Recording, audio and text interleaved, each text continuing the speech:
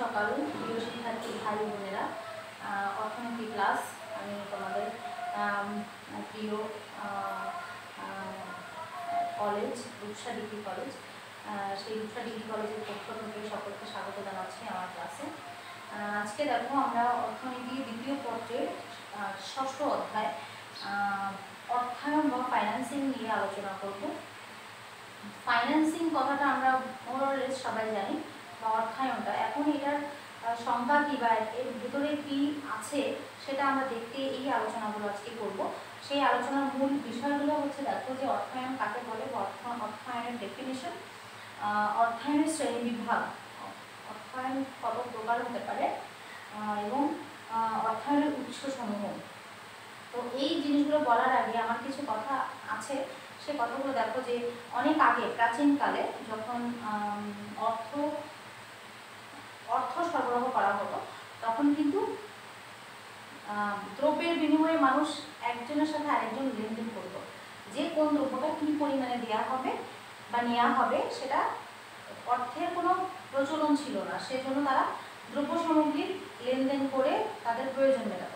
কিন্তু আধুনিক সমাজে আমরা যদি দেখি, খেয়াল করে থাকবো যে অর্থের প্রচলন যখন থেকে হলো তখন লেনদেন ব্যবস্থা কিন্তু আরও একটু বেশি ইজি হলো।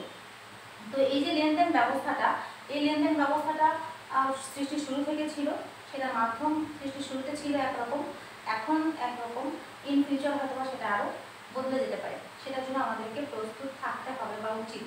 একটা জিনিস খেয়াল করো যে আমরা যে ক্লাসগুলো আগে আমরা ক্লাসরুমে করতাম, এখন কিন্তু একটা প্রবলেমের কারণে, বৈশ্বিক একটা সমস্যার কারণে আমরা কিন্তু সেটা এখন অনলাইনের মাধ্যমে চলে এসেছি, তাই না? বাংলাদেশের মতো একটা দেশ যেখানে অধিকাংশ মানুষ কৃষিজীবী বা গ্রাম অঞ্চলে বাস করে, সেখানে কিন্তু আজকে মোরলেস সকল স্টুডেন্ট কিন্তু অনলাইনের ক্লাসের আওতাভুক্ত। তার মানে কি, যে পরিবর্তনের সাথে আমরা কিন্তু খাপ খাইয়ে নিচ্ছি। তো ব্যাপারটা হচ্ছে এরকমই যে অর্থের লেনদেন এখন আছে, হাতে হাতে লেনদেন হচ্ছে, আমরা দেখতে পাচ্ছি অর্থ, ছুঁতে পারছি, কিন্তু একটা সময় এরকম হতে পারে যে যখন আর অর্থ আমরা চোখে দেখতে পারবো না, সব কিছু অনলাইনের মাধ্যমে হবে, যেমন বা হচ্ছে ইন্টারনেটের মাধ্যমে, যেটা সম্ভব হতে পারে ইন ফিউচার, খুব তাড়াতাড়িও হতে পারে। এখন দেখো যে আমরা হচ্ছে ক্রেডিট কার্ড বা ডেবিট কার্ড দিয়ে কোনো মার্কেটে কোনো কিছু যখন কিনতে যাই তখন পেমেন্ট করতে পারি। আমাকে পকেটে করে কিন্তু টাকা নিয়ে যেতে হয় না, ক্যাশ আমরা না নিয়েই কিন্তু আমরা শপিং করছি। কীভাবে? ক্রেডিট কার্ডের মাধ্যমে। তাহলে এই যে সিস্টেমটা, এটা কিন্তু অলরেডি আমাদেরকে বুঝিয়ে দিচ্ছে যে অর্থায়নটা সৃষ্টির শুরুতে কিন্তু একরকম ছিল, এখন একরকম, ইন ফিউচার আরেকরকম হতে পারে। যেমন প্রাচীনকালে মানুষ যখন দ্রব্য সামগ্রীর লেনদেন করে তাদের প্রয়োজন মেটাতো, তখন কিন্তু অর্থ ছিল না, সেটা মেটাল বা পেপার মেড হতে পারে, অর্থ পেপার মেডও হতে পারে, মেটালও হতে পারে, কিন্তু এটা ছিল না তখন। তখন একজনের যদি খাবার জিনিসের প্রয়োজন হতো, তাহলে আরেকজনের কাছ থেকে সে কাপড় দিয়ে সে খাবার জিনিস নিয়ে আসতো, বা যে কোনো একটা জিনিস, যে অসংখ্য জিনিস মানুষের প্রয়োজন ক্ষুধা মেটানোর জন্য বা বসবাস করার জন্য, জীবনে বেঁচে থাকার জন্য। তো এই জিনিসগুলো যখন তারা মেটাচ্ছে, তখন একটা দ্রব্যের বিনিময়ে একটা দ্রব্য সে নিচ্ছে বা লেনদেন করছে। এর কারণ কি? এর কারণ হচ্ছে একজন মানুষের পক্ষে একই সাথে সকল দ্রব্য সামগ্রী কিন্তু উৎপাদন করা সম্ভব না। তাহলে কেউ কি করছে? ধান উৎপাদন করছে এবং তার প্রয়োজন মেটাচ্ছে, এবং কেউ বস্ত্র উৎপাদন করছে। এই যে পূর্বকালের যে ইতিহাস আমরা ঘাটলে দেখতে পাই যে দ্রব্যের লেনদেন হতো। এখন যদি আমরা এক্সপোর্ট ইম্পোর্টের কথা বলি, বা যদি আমরা বিজনেস বা ব্যবসা, ইন্টারন্যাশনাল যে বাণিজ্য, এটার কথা বলি, ট্রেড, তো এখানে কিন্তু যে আমাদের বাংলাদেশ থেকে যে জিনিসগুলো যাচ্ছে, এই জিনিসগুলো বাংলাদেশে বেশি প্রডিউস হচ্ছে বা উৎপাদন হচ্ছে, এবং অন্য দেশে যদি এই জিনিসটা ঠিকঠাক প্রডিউস না হয়, তাহলে আমাদের দেশ থেকে নিচ্ছে, এবং আমাদের দেশে যে জিনিসগুলো আমরা প্রডিউস করতে পারছি না বা আমাদের ক্ষমতা নেই, সেই জিনিসগুলো আমরা বাইরের দেশ থেকে আমদানি করছি। বাইরের দেশ থেকে যত জিনিস আমরা আমদানি করছি, এগুলো হয়তো বা প্রোডাকশনে আমাদের কোনো না কোনো ত্রুটি আছে বা কোনো না কোনো কারণ আছে, যেটার জন্য আমরা প্রোডাকশন ঠিকঠাক করতে পারছি না, সেই জন্য আমাদের বাইরের দেশ থেকে ইম্পোর্ট করা লাগছে। তো এই যে জিনিসটা, যে একটা জিনিস আমি নিচ্ছি, একটা জিনিস দিচ্ছি, এই সিস্টেমটাই হচ্ছে লেনদেন। এবং এই লেনদেন কখনো হচ্ছে ক্যাশে হতে পারে, কখনো মেটালে হতে পারে, কখনো কার্ডে হতে পারে। তো এই যে অর্থায়ন ব্যাপারটা হচ্ছে এটাই, যে ফাইন্যান্সিং বা অর্থায়ন হচ্ছে এমন একটা জিনিস যে কোনো কোম্পানি বা কোনো ব্যবসা প্রতিষ্ঠান, কোনো অর্গানাইজেশন যে সোর্স থেকে যে উপায়ে অর্থের সরবরাহ করে তাকে আমরা বলবো অর্থায়ন বা ফাইন্যান্সিং। এখন দেখো বইয়ের ভাষায় আছে যে অর্থশাস্ত্রে, অর্থ হচ্ছে এমন একটা জিনিস, এটাকে একটা কথা বলা হয় যে লাইফ ব্লাড। লাইফ ব্লাডটা বলা হয় তখনই যখন এই জিনিসটাকে লাইফ আর ব্লাড, ব্লাড যদি একটা মানুষের শরীরে না থাকে তাহলে কিন্তু তার জীবন যে কোনো মুহূর্তেই হুমকির সম্মুখীন পড়বে, তাই তো? ব্লাড ছাড়া যেমন শরীরের কোনো পার্টস পাতেই মুভ করবে না বা কাজ করবে না, ঠিক সেরকম অর্থ ছাড়া কোনো ব্যবসা প্রতিষ্ঠান, কোনো অর্গানাইজেশন, ইভেন কোনো ফ্যামিলি বা পরিবার কিন্তু চলতে পারে না।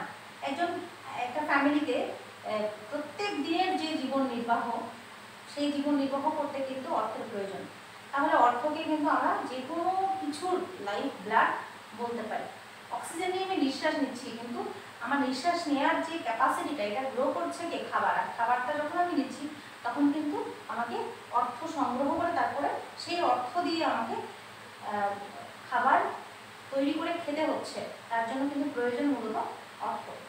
এখন আসো যে অর্থায়নের সংজ্ঞা যেটা আমরা বললাম যে অর্থায়ন বলতে বা অর্থ সংস্থান বলতে কোনো ব্যবসা প্রতিষ্ঠানের জন্য অর্থ সংগ্রহ এবং সংগৃহীত অর্থের সুষ্ঠু ব্যবস্থাপনা। শুধু সংগ্রহ করলে হবে না, এই অর্থটা সুষ্ঠুভাবে ব্যবস্থাপনা করতে হবে। যে অর্থটা কোন ক্ষেত্রে কতটুকু দিতে হবে, কতটুকু খাটাতে হবে, সেটাও কিন্তু অর্থায়নের একটা অংশ। এখন আসো যে অর্থায়নের শ্রেণীবিভাগ। এখানে দেখো অর্থায়নের শ্রেণীবিভাগ বলতে দুইটা জিনিস বুঝিয়েছে, সেটা হচ্ছে সরকারি অর্থায়ন এবং বেসরকারি অর্থায়ন। সরকারি অর্থায়ন বলতে বোঝায় যে সরকার যে অর্থায়নের সোর্সগুলো তৈরি করেছে এবং অর্থায়নগুলো করছে যেসব সেক্টরে, সরকারিভাবে যেগুলো হচ্ছে বা গভর্নমেন্ট যেগুলোকে সরাসরি হস্তক্ষেপ করছে, সেই জিনিসগুলোকে, সেই অর্থায়নের মাধ্যমগুলোকে আমরা বলছি সরকারি অর্থায়ন। এবং বেসরকারি অর্থায়ন বলতে বোঝাচ্ছে, এখানে দেখো বেসরকারি অর্থায়ন বলতে বোঝাচ্ছে যে সরকারের বাইরে কোনো ব্যক্তি বা কোনো প্রতিষ্ঠান যখন অর্থায়ন করছে তখন সেটাকে আমরা বলছি বেসরকারি অর্থায়ন। এখন এর ভেতরে আমরা যদি যাই, সরকারি অর্থায়নের কোনো প্রকারভেদ নাই, এখানে গভর্নমেন্ট একাই সব কিছু হ্যান্ডেল করবে।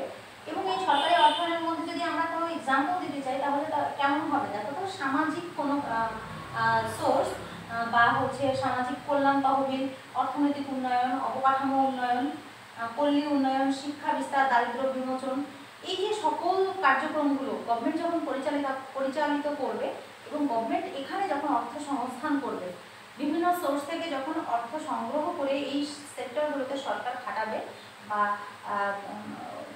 পার্টিসিপেট করবে, তখন সেটাকে আমরা বলছি সরকারি অর্থায়ন। এই সরকারি অর্থায়নের ভেতরে যেমন দেখো সরকার বিভিন্ন ধরনের কর, শুল্ক, এইভাবে কিন্তু অর্থ সংগ্রহ করে থাকে। কর বা ভ্যাট, ট্যাক্স যেটাকে আমরা বলি, এই সিস্টেমটাই হচ্ছে অর্থ সংগ্রহের অনেক বড় একটা মাধ্যম। এরপরে আছে দেখো কিছু বিদেশি সংস্থা আছে যেখান থেকে সরকার অর্থ সংগ্রহ করে থাকে। যেমন এখানে আছে হচ্ছে এডিবি বা এশীয় ডেভেলপমেন্ট ব্যাংক, বা ওয়ার্ল্ড ব্যাংক, WB, অথবা ইউরোপীয় ইউনিয়ন। এই যে অর্গানাইজেশনগুলো আছে এখান থেকেও কিন্তু সরকার প্রচুর পরিমাণে অর্থ সংগ্রহ করে আমাদের দেশে যে সরকারি তহবিল গঠন করার যে প্রসেস, সেটা করে জনগণকে সার্ভিস দিচ্ছে। এই যে অর্থায়নের সিস্টেমটা বা অর্থ সংগ্রহ করে জনগণকে পরিচালিত করা, এই সিস্টেমটাকে বলা হচ্ছে সরকারি অর্থায়ন। এখন আমরা আসি যে বেসরকারি অর্থায়ন কাকে বলে। বেসরকারি অর্থায়ন হচ্ছে সরকারের বাইরে, যেটা আমি আগেই বলেছি তোমাদেরকে, যে সরকারের বাইরে যে অর্থায়নটা হচ্ছে সেটা হচ্ছে বেসরকারি অর্থায়ন। এই বেসরকারি অর্থায়নের মধ্যে হতে পারে তোমার ব্যক্তিগত, ব্যবসায়ী এবং অব্যবসায়ী। বেসরকারির মধ্যে প্রথমে আসে ব্যক্তিগত। একজন ব্যক্তি তার ফ্যামিলি চালানো অথবা তার ব্যক্তিগত সকল পারপাজে যখন অর্থায়ন করবে বা অর্থ সংগ্রহ করে সেটা ডিসবার্সমেন্ট করবে, বন্টন করবে, তখন সেটাকে আমরা বলবো ব্যক্তিগত অর্থায়ন। ব্যবসায়ী অর্থায়ন হচ্ছে কি, যে একজন বেসরকারি প্রতিষ্ঠান, একটা বেসরকারি প্রতিষ্ঠান অথবা একজন বেসরকারি মালিক, কোনো কোম্পানির মালিক, কোনো প্রতিষ্ঠানের মালিক যখন ব্যবসা কাজে অর্থায়ন করবে তখন সেটাকে আমরা বলবো ব্যবসায়ী অর্থায়ন। 3 নম্বরে আছে অব্যবসায়ী অর্থায়ন। দেখো যে অনেক বেসরকারি প্রতিষ্ঠান আছে বা বেসরকারি ব্যক্তিগত হতে পারে, তারা কিন্তু অনেক সময় বিভিন্ন ধরনের সমাজ কল্যাণমূলক কাজে অর্থায়ন করে। যেমন স্কুল, কলেজ, মাদ্রাসা, অথবা তোমার এটাকে হচ্ছে বলা হয় বিশ্ববিদ্যালয়, হসপিটাল, এই যে কাজগুলো যে একজন বেসরকারিভাবে একটা হসপিটাল তৈরি করা হলো জনগণের কল্যাণের উদ্দেশ্যে, বা যেভাবে হোক না কেন, যে অর্থ সংগ্রহ করে সেখানে একটা প্রতিষ্ঠান দাঁড় করানো হলো, এই যে সিস্টেমটাকে বলা হচ্ছে অব্যবসায় অর্থায়ন। তার মানে কি, যে শুধুমাত্র যে ব্যবসায়িক পারপাজে অর্থায়ন করা হবে তা না, অব্যবসা বা অবাণিজ্য ক্ষেত্রেও কিন্তু অর্থায়ন করা হয়। এরপর আসতে দেখো অর্থায়নের উৎস সমূহ। এখানে কিছু ছোট ছোট জিনিস জাস্ট ডেফিনেশন প্লাস এক্সাম্পল দিয়ে আমি বলে যাচ্ছি, এগুলো একটু মাথায় রাখা, এরপর আমরা ডিটেলসে যাব। অর্থায়নের উৎস, এটা হচ্ছে সব থেকে বড় গুরুত্বপূর্ণ, যেটা আমরা অলরেডি এর আগে বলে এসেছি যে অর্থায়নের উৎস কয়েক প্রকার হতে পারে। তার মধ্যে দুইটা টাইপস আছে, অভ্যন্তরীণ উৎস এবং বাহ্যিক উৎস। তো অভ্যন্তরীণ উৎসটা কেমন হতে পারে দেখো, অভ্যন্তরীণ উৎসের মধ্যে আমার এখানে বলা হচ্ছে যে অভ্যন্তরীণ উৎসের মধ্যে অভ্যন্তরীণভাবে যে অর্থায়ন করা হচ্ছে সেটাকে বলা হচ্ছে অভ্যন্তরীণ উৎস। এর মধ্যে বেসিক জিনিসটা হচ্ছে নিজস্ব সঞ্চয়। একজন ব্যক্তি বা একটা মালিক, একটা কোম্পানির মালিক যখন নিজের ব্যক্তিগত মূলধন দিয়ে সেই কোম্পানিটাকে রান করবে, তখন সেটাকে সম্পূর্ণ নিজস্ব অর্থায়ন বলা হয়। মানে তার প্রফিটের অংশ থেকে বা যেভাবেই হোক না কেন সে অর্থায়নটা করছে সম্পূর্ণ ব্যক্তিগতভাবে, এটাকে বলা হয় নিজস্ব অর্থায়ন। তারপর আছে অবন্টিত মুনাফা। অবন্টিত মুনাফাটা হচ্ছে কি, একটা কোম্পানি প্রত্যেক বছর কিন্তু বছর শেষে কিছু মুনাফা অর্জন করে, যদি লস না করে তাহলে মুনাফা হয়।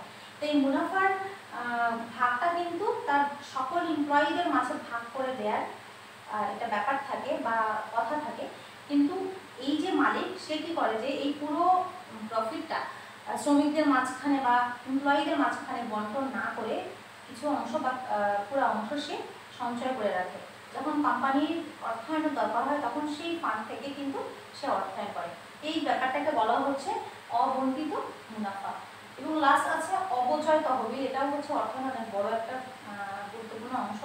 অপচয় জিনিসটা হচ্ছে কোনো কোম্পানি যখন একটা মেশিন, একটা যন্ত্রাংশ, একটা ফার্নিচার যেটা কোম্পানির জন্য দরকার বা প্রতিষ্ঠানের জন্য দরকার, ব্যবসার জন্য দরকার, যখন ক্রয় করছে তখন সেই প্রোডাক্টের অপচয়জনিত কিছু ফান্ড করা হয়, যে অপচয় বিল হিসেবে যে অপচয়ের কারণে যে অর্থটা ব্যয় হবে সেটা আলাদা করে সরিয়ে রাখা হয়। তো এই সরিয়ে রাখা অর্থটা কিন্তু একসময় সে তার কোম্পানির যে কোনো অর্থায়নের কাজে সে ব্যবহার করতে পারে। এরপর আসো যে বাহ্যিক, যেটা বহুল প্রচলিত এবং ব্যবহৃত, সবাই আমরা জানি মোরালেস, সেটা হচ্ছে বাহ্যিক উৎস। বাহ্যিক উৎসের মধ্যে শেয়ার মার্কেট আছে আর ব্যাংক ঋণ আছে। বাহ্যিক উৎস তার মানে কি, নিজস্ব তহবিল তখন হচ্ছে না, বা অভ্যন্তরীণ উৎস থেকে যখন কাজ হচ্ছে না তখন বাইরে যেতে হচ্ছে। এখন কিন্তু অভ্যন্তরীণ উৎস থেকে একজন ইনভেস্টর যে ইনভেস্ট করতে চায় বা ব্যবসা করতে চায়, ব্যবসা নামতে চায়, সে কিন্তু বাহ্যিক উৎসের উপরে ডিপেন্ড করে কিন্তু অর্থায়ন করে। যেমন যার কিছুই নাই বা কোনো সম্পত্তি নেই, সে কিন্তু ব্যাংক থেকে লোন পাচ্ছে। যদি সে ওই স্পেসিফিক ব্যবসার কাগজপত্র সব কিছু ঠিকঠাক গভর্নমেন্টকে দিতে পারে, লাইসেন্স করতে পারে, তাহলে সে কিন্তু গভর্নমেন্ট থেকে বা ব্যাংক থেকে সে হচ্ছে বাহ্যিক উৎস, সেটা ব্যাংক হোক, সরকারি হোক, বেসরকারি হোক, সে লোন নিতে পারে এবং এই লোনের প্রেক্ষাপটেই সে একটা বিজনেস রান করাতে পারে। তো সেক্ষেত্রে আমরা যদি বলি যে বাহ্যিক উৎসের প্রথম হচ্ছে শেয়ার মার্কেট। একটা কোম্পানি যখন তার ব্যবসার বিভিন্ন শেয়ার অন্য বাইরের কারো কাছে বিক্রি করতে পারে এবং সেই বিক্রয়ের জন্য সে তার শেয়ার বিক্রি করে দিচ্ছে, তার মানে তার শেয়ারটা যখন লাভবান হচ্ছে বা লস হচ্ছে, যাই হচ্ছে না কেন, সে শেয়ার বিক্রয়ের মাধ্যমে নিজে যখন সংকলন করে পাচ্ছে না তার অর্থায়নটা, তখন সে শেয়ার বিক্রয়ের মাধ্যমে, মালিকানা বিক্রয়ের মাধ্যমে সে অর্থায়ন করছে। এই শেয়ার মার্কেটের মধ্যে দেখো সাধারণ শেয়ার আছে। সাধারণ শেয়ারটা হচ্ছে কি, একজনের কাছে শেয়ার বিক্রয় করা হলো। শেয়ার বিক্রয় মানে কি, একটা ব্যবসার কিছু অংশ বিক্রয় করে দেওয়া, তাই তো? যেমন একটা কোম্পানিতে যদি 10 রকমের প্রোডাক্ট থাকে, 10 রকম প্রোডাক্ট প্রডিউস হয়, তাহলে সেখান থেকে 5টা প্রোডাক্ট সে অন্য কোনো মালিকের কাছে বাইরে বিক্রয় করতে পারে। যখন অন্য কোনো মালিক এই শেয়ারটা ক্রয় করছে তখন কিন্তু সে ওই কোম্পানির মালিক হয়ে যাচ্ছে, তাই তো? এবং এই মালিক কি করছে, যখন এই শেয়ারের দাম যখন বাড়ছে সে বেশি দামে বিক্রয় করলে সে লাভবান হচ্ছে, যখন লস হচ্ছে তখন কিন্তু সে লস ফেস করছে। এটাই হচ্ছে শেয়ার মার্কেট বা সাধারণ শেয়ার। কিন্তু অগ্রাধিকার শেয়ারটা হচ্ছে যে যখন লস করছে তাকে কোনো টাকা দেওয়া হচ্ছে না এক্সট্রা, সে লস করছে, কিন্তু যখন লাভবান হবে তখন সে আগের যত লস করা অংশ সেই অংশ সহ তাকে বুঝিয়ে দেওয়া হচ্ছে, একবারে তাকে সমস্ত লাভ লোকসান হিসেব করে তাকে বুঝিয়ে দেওয়া হচ্ছে। এটাই হচ্ছে অগ্রাধিকার শেয়ার। এবারে দেখো বন্ড বা ঋণপত্র, এখানে লেখা আছে শেয়ার মার্কেটের যে উৎসগুলো, সেখানে হচ্ছে সাধারণ শেয়ার বললাম, অগ্রাধিকার শেয়ার বললাম, এবার আছে হচ্ছে বন্ড বা ঋণপত্র। তো বন্ড বা ঋণপত্র হচ্ছে কি, যে কোনো কোম্পানি চাইলে বন্ড বা ঋণপত্র বিক্রি করতে পারে, এবং এর কন্ডিশনটা এমন থাকে যে আমি এই ঋণপত্র বিক্রি করে দিচ্ছি বাইরের একজনের কাছে। যখন বিক্রি করা হচ্ছে তখন কিন্তু ওই কোম্পানির মালিক কিন্তু তার কাছে দায়বদ্ধ থাকছে যে কোম্পানি লস করুক বা লাভ করুক, যে ওই ঋণপত্রটা বা বন্ডটা কিনছে তাকে কিন্তু মাসিক বা বার্ষিক যে কোনো একটা ওয়েতে তাকে সুদ সহ তাকে আসল দেয়া লাগে। এটাই হচ্ছে বন্ডের মূল কথা। এবং বন্ড বা ঋণপত্র হচ্ছে একদম বাইরের একজন যখন একটা কোম্পানির বন্ড বা ঋণপত্র কিনছে তখন সে কখনোই সে লস বা কোনো ক্ষতির শিকার হচ্ছে না, সে সবসময় লাভবান হচ্ছে। এরপর আছে দেখো লাস্ট হচ্ছে ব্যাংক ঋণ, বাহ্যিক উৎসের মধ্যে ব্যাংক ঋণ। ব্যাংক ঋণের মধ্যে ব্যাংক ঋণ হচ্ছে এখন অ্যাভেলেবল, আমাদের ঘরের কাছেই হচ্ছে আমরা হাত বাড়ালে ব্যাংক পাই। এখন উপজেলা পর্যায়ে অনেক ব্যাংকের ব্রাঞ্চ আছে, যে ব্যাংকগুলা হচ্ছে বিভিন্ন ব্যক্তিকে বিভিন্ন ব্যবসা শুরু করা অথবা যে কোনো ধরনের শিল্প কলকারখানা প্রতিষ্ঠা করার জন্য তাদেরকে, বা যে কোনো ধরনের অর্থনৈতিক কার্যাবলীর সাথে সম্পৃক্ত যারা আছে তাদেরকে লোন দিয়ে সাহায্য করছে। এই ব্যাংককে কিন্তু আজকে আমাদের অর্থনৈতিক ক্ষেত্রে অনেক গুরুত্বপূর্ণ ভূমিকা পালন করে। এই অর্থনৈতিক ক্ষেত্রে আমরা দেখো ব্যাংক যেগুলো আমরা জানি যে বাণিজ্যিক ব্যাংক আছে, বাণিজ্যিক ব্যাংকের মধ্যে হচ্ছে সরকারি হতে পারে, বেসরকারি হতে পারে, যেমন জনতা, পূবালী, রূপালী ব্যাংকগুলা। এই ব্যাংকগুলা হচ্ছে কি বিভিন্ন ধরনের ব্যবসা প্রতিষ্ঠানে কিন্তু ইনভেস্ট করে বা তাদের ব্যবসা প্রতিষ্ঠানকে লোন দিয়ে তাদেরকে অর্থায়নের সুযোগ করে দেয়। বিনিয়োগ ব্যাংক আছে, বিনিয়োগ ব্যাংকের মধ্যে একটা এখানে এক্সাম্পল আছে হচ্ছে ICB bank, investment corporation of Bangladesh. এটা হচ্ছে তৈরি, এই ব্যাংকটা প্রতিষ্ঠিতই হয়েছে তোমার লোন বা ইনভেস্টমেন্ট করার জন্য ব্যবসা প্রতিষ্ঠানে। তারপর আছে বীমা কোম্পানি। আমরা শুধুমাত্র ব্যাংক আছে তা না, বীমা কোম্পানিকে অনেক সময় কোম্পানি ইন্স্যুরেন্স তৈরি করে ইন্স্যুরেন্স এনশিওর করে তারপর হচ্ছে একটা কোম্পানি প্রতিষ্ঠিত করা হয়, এবং এই বীমা কোম্পানির মাধ্যমে কিন্তু ওই কোম্পানি বা ব্যবসা প্রতিষ্ঠান অর্থায়ন করছে। বিশেষায়িত ব্যাংক আছে, যেমন বিশেষায়িত ব্যাংক হচ্ছে বাংলাদেশ কৃষি ব্যাংক বা যে ব্যাংকগুলো আছে বিশেষ কোনো সেক্টরে লোন দেওয়ার জন্য এই ব্যাংকগুলো প্রতিষ্ঠিত হয়েছে। যেমন বাংলাদেশ কৃষি ব্যাংক কিন্তু শুধুমাত্র কৃষি সেক্টরে লোন দেওয়ার জন্য প্রতিষ্ঠিত। তো এই যে অর্থায়নের যে প্রসেসগুলো বা অর্থায়নের যে উৎসগুলো আমাদের সামনে উন্মুক্ত করা দেওয়া হয়েছে, সেগুলো গভর্নমেন্ট হোক বা প্রাইভেট হোক, সেগুলো সবগুলোর উদ্দেশ্যই কিন্তু অর্থায়নের সুযোগ তৈরি করে দেয়া। এবং এই অর্থটা যে সোর্স থেকেই আসছে না কেন, সরকারি অথবা বেসরকারি, অভ্যন্তরীণ অথবা বাহ্যিক, যে সোর্স থেকেই আসছে না কেন, এই অর্থায়নটা ব্যবসা ক্ষেত্রে করে কিন্তু একজন ব্যক্তি হোক বা জয়েন্ট মালিক হোক বা সরকার হোক, সবাই কিন্তু লাভবান হওয়ার চেষ্টা করছে। এবং এই অর্থায়নটা যদি নাই থাকতো তাহলে কিন্তু আজকে কোনো ধরনের ব্যবসা প্রতিষ্ঠান রান করা যেত না। তাহলে অর্থায়ন হচ্ছে এমন একটা ব্যাপার যেটা প্রত্যেকটা অর্থনৈতিক কাজের সাথে সম্পৃক্ত, এবং অর্থনৈতিক কোনো কাজ আমরা অর্থ ছাড়া এক দণ্ডও রান করাতে পারবো না। তাহলে আমাদের আজকের আলোচনার বিষয়বস্তু ছিল কিন্তু এই অর্থায়ন, যে অর্থায়নটা কোন সোর্স থেকে আসছে, অর্থায়নের যে শ্রেণীবিভাগ রয়েছে সেই শ্রেণীবিভাগ প্লাস অর্থায়নের কোন কোন সোর্স কীভাবে হচ্ছে আমাদের কোম্পানি বা সরকারি বেসরকারি বিভিন্ন ওয়েতে কীভাবে কোম্পানিকে সুযোগ করে দিচ্ছে বা প্রতিষ্ঠানে অর্থায়ন করছে, সেটাই হচ্ছে আমাদের আজকের আলোচনার বিষয়বস্তু। তো ছাত্রছাত্রী ভাই ও বোনেরা, তোমাদের সামনে আজকে ডেসক্রিপটিভ যে ব্যাপারগুলো বললাম, ছোট ছোট খুঁটিনাটি ব্যাপার, তোমরা বই থেকে আরেকটু পড়ে নিবা, খুব ভালো করে বোঝার চেষ্টা করবা। এবং নেক্সট ক্লাসে আমার এই অর্থায়নের পরবর্তী যে অংশগুলো আছে সেটা নিয়ে তোমাদের সামনে বিস্তারিত আলোচনা করব। তো আজকে তোমাদের সামনে যে ক্লাসটা নিয়ে আসলাম এটা বাসায় অবশ্যই স্টাডি করবা, এবং সকলকে অসংখ্য ধন্যবাদ আমার ক্লাসে অ্যাটেন্ড করার জন্য।